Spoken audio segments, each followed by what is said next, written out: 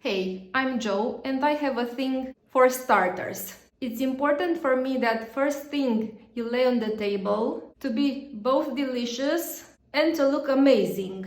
One of my favorite starters is the cheese platter. Let me tell you how I do it. Maybe you get inspired and you'll do the same in the future. For this platter, I use all sorts of cheese. Just let your imagination go wild and use salty cheese, sweet cheese, yellow cheese, camembert, Emmentaler, Gouda, Gorgonzola, mozzarella, cheese with pepper, cheese with herbs. Just put on the platter your favorite cheese. Also, add some white grapes and some nuts. Let's get going.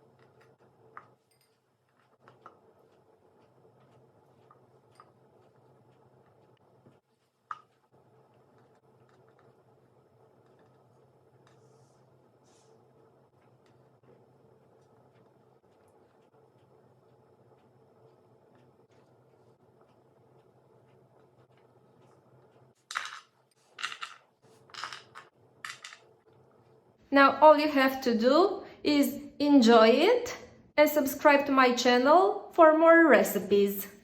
Keep in touch. Bye!